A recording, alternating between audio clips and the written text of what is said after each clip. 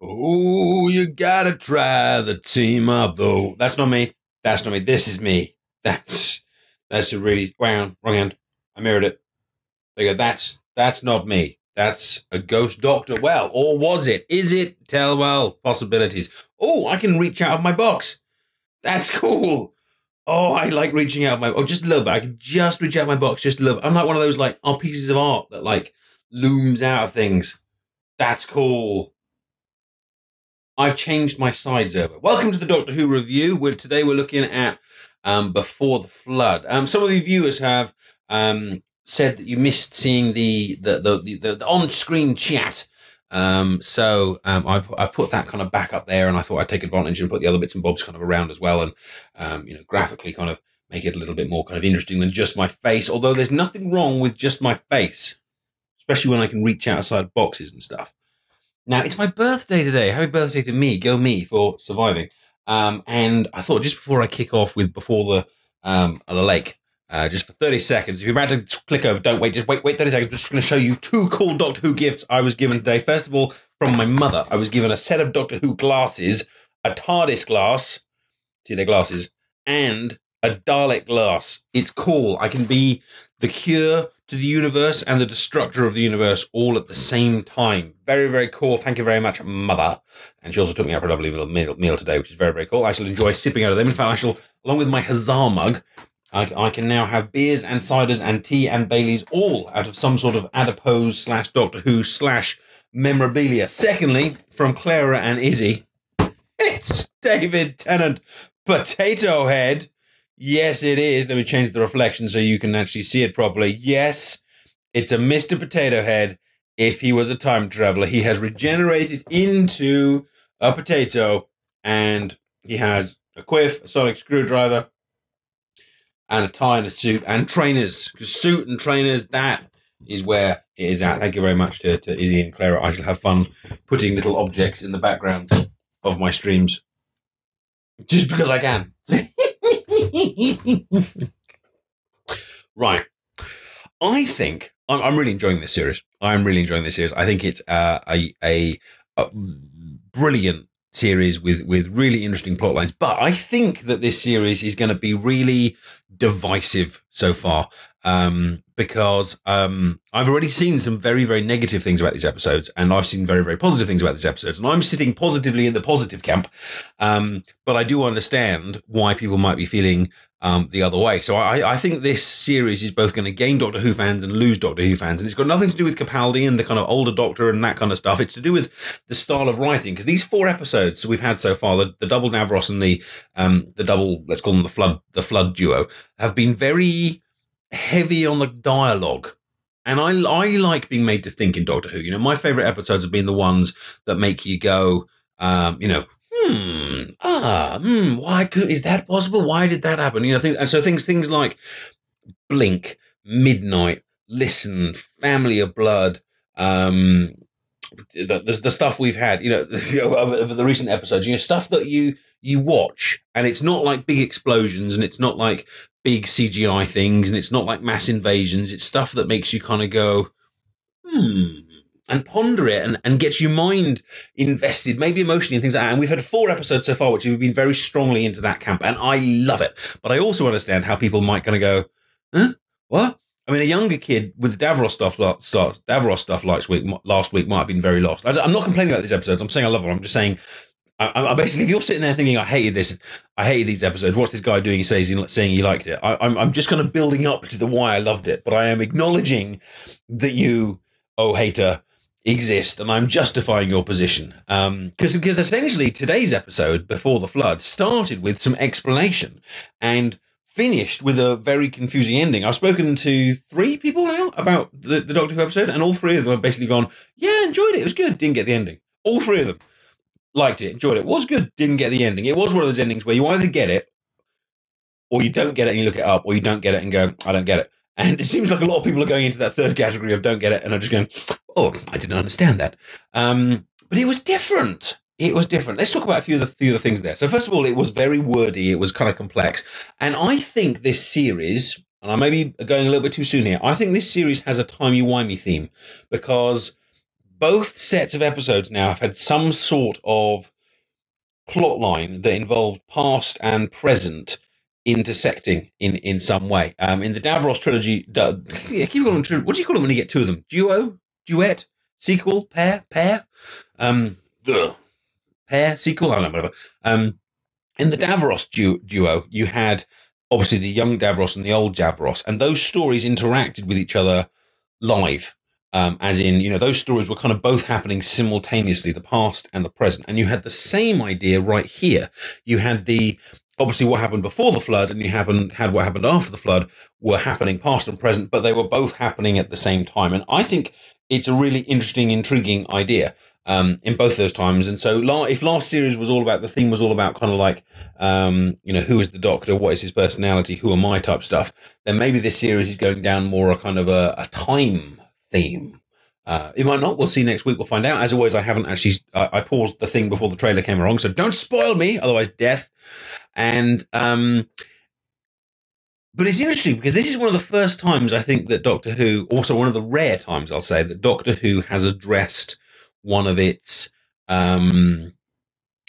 peculiarities. You know how it's rare for the Doctor to actually kind of go, oh, what, you don't understand? Well, let me try and explain it. I mean, and there's a few, and they're quite famous. So, for example, when Tom Baker tries to explain how the TARDIS is bigger on the inside, and he kind of uses the idea of perspective and kind of talks about how, you know, if you could, you know, which of these hands is bigger, and it's like, well, hang on, which of these hands is bigger, and it's obviously where they're like the same size, but this one looks smaller. So if I could keep this hand the same size, keep this hand this far away, and bring it to you, it would be smaller. You know, he uses this explanation. But anyway, he tries to explain the bigger on the inside thing. And there's been a few times where, like, Tennant and has trying to address the issue of fixed points in time and things like that. But in this episode, we have the Doctor addressing the idea of interfering in the past to change the future, which, let's face it, Doctor Who does all the time, you know, because essentially any time he interferes in history, you know, he talks about fixed points in time and things like this, but basically it's a fixed point of time if you've heard of it, and it's not if you haven't. But this was one of the few times he actually kind of actively addressed it, and it's an interesting choice to do so, because I had a look at some of the other reviews. Oh, thank you, Snowjoke. I can see oh, I'm standing in the middle of a donation. I'm money. I am quite literally money right now. It was one of the few times they actually kind of went, right, so it's slightly illogical for someone to be able to see the future, change the future, go back into the past to change the future, because by the time you've seen the future, you wouldn't have known to have changed it in the past. So how could you have changed it in the past when, in fact, the future wasn't there in the first place for you to have adjusted it in the past, because, in fact, the future has been changed. So either this future happened, in which case you'd know about it, or this future didn't happen, in which case you wouldn't know about it, so you couldn't go back and change it into the past.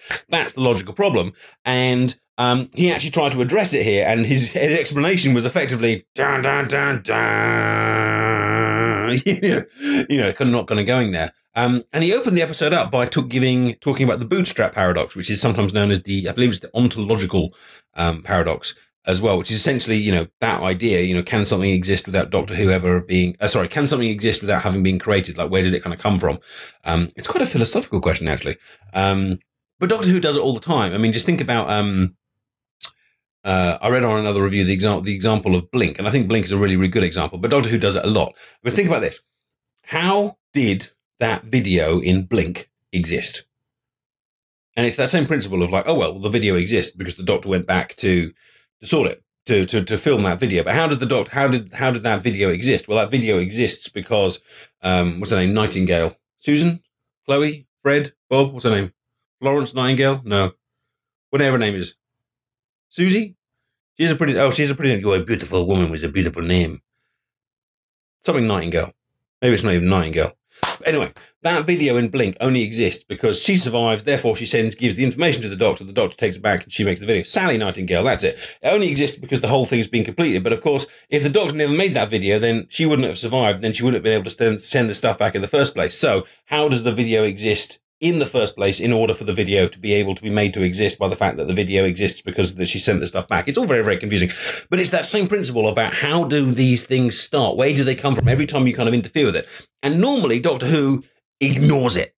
Normally, you know, you get people like, you know, Spud. I don't know if Spud's here tonight, but normally you get people like Spud kind of going, well, how could that actually have been there, you see, Addy? Because actually the video couldn't have existed, because if that hadn't have been there in the first place, he wouldn't have been able to do it, so Sally wouldn't have been saved. And then, it's the pedantic argument. And there's nothing wrong with being pedantic, because it is a logical problem that Doctor Who has. In fact, it's a logical problem that any time travel thing has. Back to the Future, does exactly the same thing.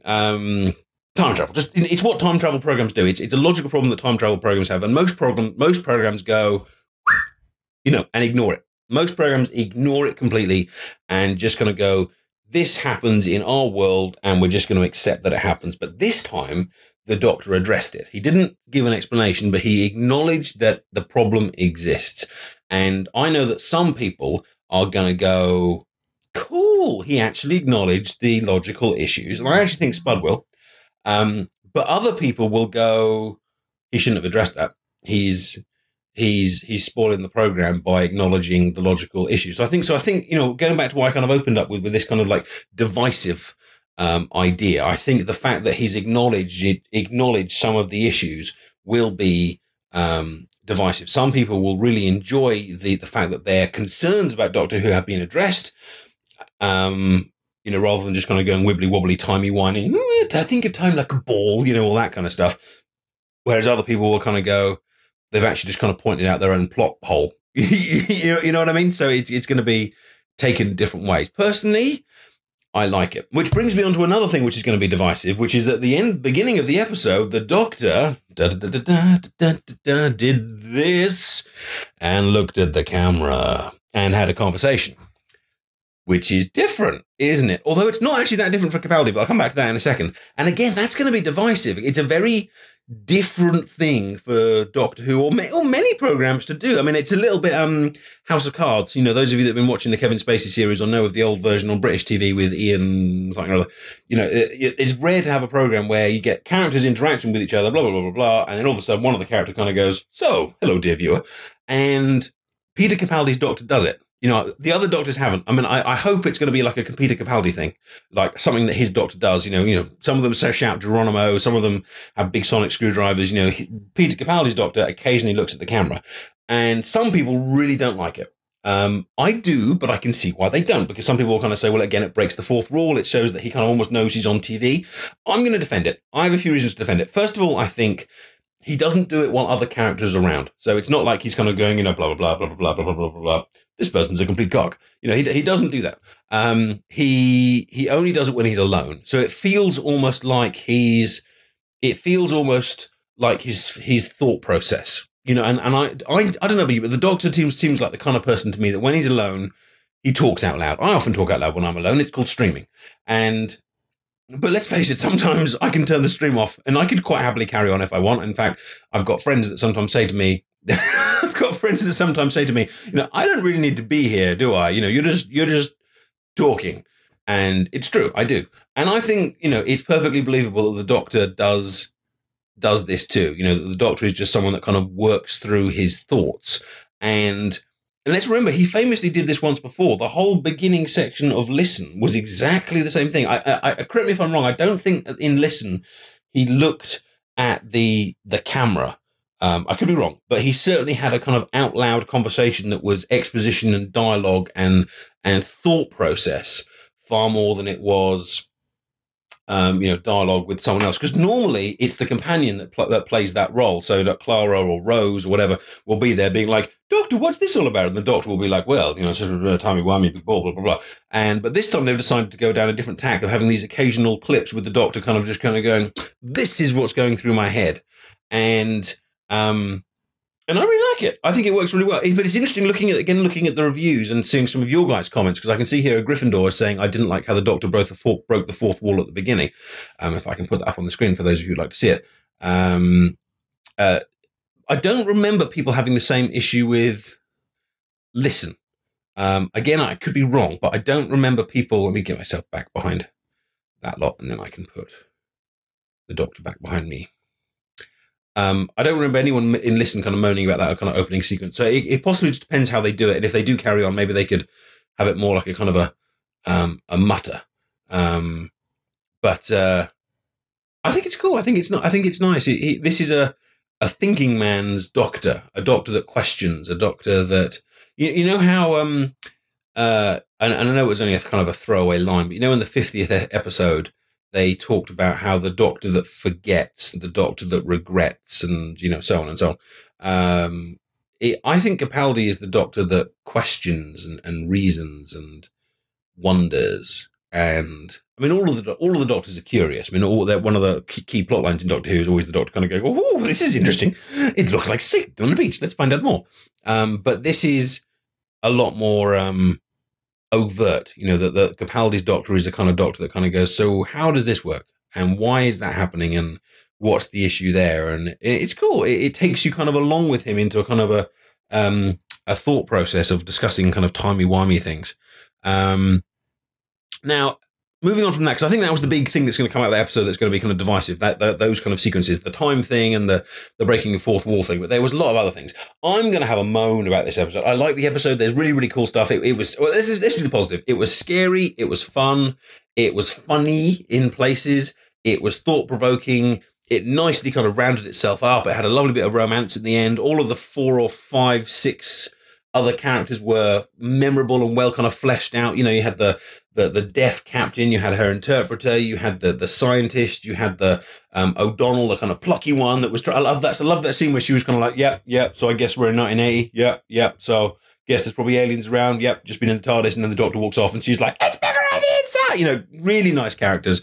Even the businessman, the businessman that died at the beginning of the first episode, he was well done as well. The kind of army general before, and you had about 3 minutes of dialogue before basically going to spend the rest of the episode dragging axes around. Forgot his name, McGuire, the alien, looking for people to invade us.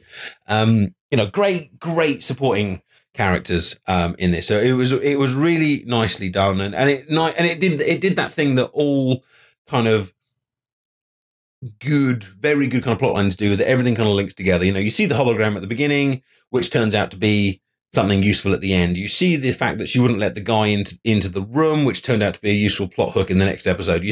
Everything that kind of, all the nicely set up bits in the first episode were, on the whole, nicely resolved into the second episode, which makes a very kind of, type feeling for the viewer. You kind of sit there and go, yes, I see what they did there. And you get to do it over and over, and it feels really, really nice. So it was a good episode, in my view. Don't show the Fisher King.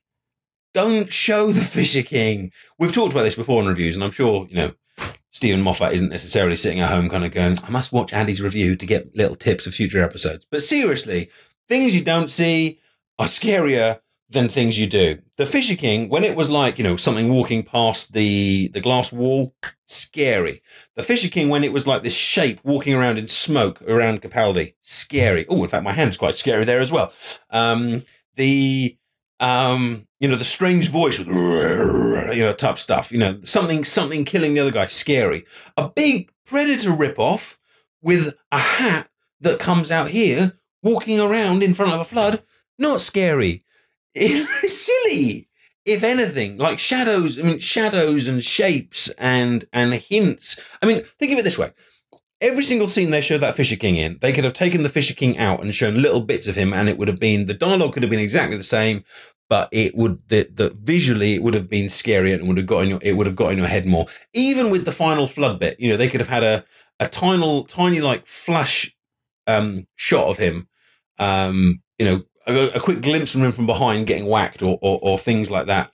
I just think it wasn't a badly animated character. It wasn't a bad special effect or anything like that. I just felt that it lost its fear when you saw it. You know what I mean?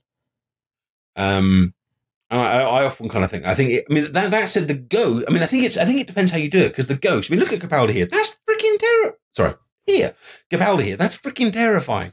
So I think it just depends. If you're going to have an enemy that you're going to show them, a lot, make them look really good. If you're going to have an enemy that you're going to that you don't have to show, then you don't have to show it, or half show it, hint of it, things like that. It works, in my view. What else do we have in this particular episode? Clara's character is evolving nicely. I think out of all the companions, she really has evolved the most. I remember when I did the Doctor Who review shows with Clara and we were going through series 3 with Martha, we really talked about the evolution of Martha. Martha's character went on a real journey throughout that series, and it was beautiful to watch. Made her a very interesting character to talk about in the kind of reviews. And Clara's really done the same thing. If we ignore the Matt Smith stuff, because unfortunately the Matt Smith stuff in terms of Clara was a bit, but, you know, since she's been with Capaldi, she's gone on a considerable kind of voyage, and she's now kind of reached that point of being a soldier, to go back to the whole Martha kind of reference. You know, she's now kind of just talking about what needs to be done as opposed to what's the kind of compassionate move. She's stopped being the voice of kind of reason and caring for the Doctor. In fact, the Doctor isn't now the one doing that role. Because if you think about it, the Doctor was the one trying to change time to save her, which is normally the role done by the companion. Think about Tennant and Donna, you know, the whole, you know, fires of Pompeii, save one, just save one, just save one, come with me, you know, type stuff. I mean, that was all Donna, you know, just save one, just change time, just change it, just find a way to change it. And then you're coming back to Capaldi, and here you've got Clara, who's asking to save the Doctor, but it's the Doctor that's voluntarily saying, I'm going to try and change time to do this, with still an element, a bit of coldness. Both Clara and Doctor have this lovely element of coldness that makes both of them scary to be around. You know, I wouldn't feel safe with Capaldi or Clara in a way that I would feel safe with Tennant, because, I mean, Capaldi was openly accused in that episode of sacrificing O'Donnell to test a theory to see if he could save Clara. And he didn't deny it, did he? He didn't deny it. The other guy, that guy was like, you could have saved her and you didn't. You tried it, it didn't work, and you let her go. And the Doctor was like, I was trying to save Clara. You know, he actually admits it. Whereas Tennant got into a radioactive chamber to save Wilf. You know, that's a big, that's a big difference. And Clara is kind of doing the same thing. You know, hey, you haven't seen the letters. Go out there with the ghosts. You'll be fine. Probably. You know, both the Doctor and Clara are, I wouldn't be safe around. And that doesn't make them bad characters in it, but it makes them interestingly different characters, because neither of them now are kind of neither of them now are like pure good guys. They're now soldiers to an extent, curious soldiers, nice soldiers, compassionate, senses of fun here along the way. But both of them showed over this double bill that they are not always looking out for the interests of everyone around them. They are looking for the bigger picture. You know, they're kind of using, you know, very kind of utilitarian, bigger, most happiness type thing, with not necessarily looking at the individuals. Also, it's quite teleological thinking. You know, look it up if you're not sure what I'm talking about. But they will do whatever needs to be done to get to the outcome, without necessarily worrying too much about how they get there. So it's different. It's a change, and I think one of the strengths of Doctor Who is this idea that the characters can change. It's always Doctor Who, and the character is always the Doctor, but the Doctor's personality shifts, and his companions' characters can definitely shift, and Clara really, really has. And I'm assuming it's going to become a plot point. I mean, I'm assuming at some point Clara's more soldier nature will cause an issue for her and for others, and I hope it does, but, you know, we can take our time kind of getting there, although it's not very subtle. Anyway, I think that'll do for my rant about before the flood. Looking at some of your guys' stuff, Hawkeye saying it's a good timey-wimey episode, but feels a bit disorganised. Yeah, but I think it wasn't disorganised. I think it's one of those ones that requires a second watching. They had another one of those Capaldi scenes where you don't see what happens. Remember the famous half-faced man that we've talked about back in, I forgot the name of the episode now, but the dinosaur in London one. And they had that thing where, you know, you had the Doctor and the half-faced man, camera cuts away, you come back, half-faced man's dead. What happened? We don't know. They kind of did the same thing with the Fisher King. The Fisher King was like leaning all the way to the Doctor. The Doctor's looking kind of scared, wondering if he's going to die or knows he's about to die, whatever it is. They have a conversation. The Doctor gets all smug. The camera cuts away. The Fisher King runs out the thing, and all of a sudden the Doctor's in the regeneration chamber, and the Fisher King's kind of like, bring it to the water. I am Ethelred. And historical reference for you there. And you didn't see it. You didn't see it. And it's cool. I don't mind. It makes you, I mean, some people will go, I think looking at Hawkeye's comment, like, I think that's one of the reasons why it feels disorganized, is they deliberately didn't fill in all of the blanks at the end. And then, of course, you had the end kind of resolution where the Doctor talks quite quickly and complexly about time and causality, and then kind of goes, so who wrote Beethoven's Fifth? And you really have to have understood everything that's gone so far. Because I read in one review earlier, someone saying, I think the doctor just said he wrote Beethoven's Fifth. That's not what he was saying. He was saying that if, in this analogy, where did Beethoven's Fifth come from? That was what he was saying. So I think you had to understand the opening analogy. You had to understand what happened in terms of time and causality. You had to understand that there was this mystery about how time can actually be rewritten. Another little moan. I said I was going to finish, but I've got something else to kind of little moan about. But I'm only moaning about it because it goes within the rules of things. The ghosts only appeared once. So say O'Donnell. Is it O'Donnell or is it O'Connor? The lady in the baseball cap that got killed, perhaps unnecessarily. Her ghost only appeared once she'd been killed in the past. But if she'd been killed in the past, then she'd always been killed in the past, and therefore her ghost should have been there from the beginning. So, where am I going with this? I've lost my own track of thought here, getting confused with time and stuff. It's almost like they broke their own rules. They were kind of saying, well, how can things in the past affect things in the future if things in the future are affecting things in the past? And yet they were also kind of saying these two moments are happening at the same time, which is why they're connected, because the ghosts were appearing as the characters got bumped off. So to go by their rules, O'Donnell should have been there from the very beginning.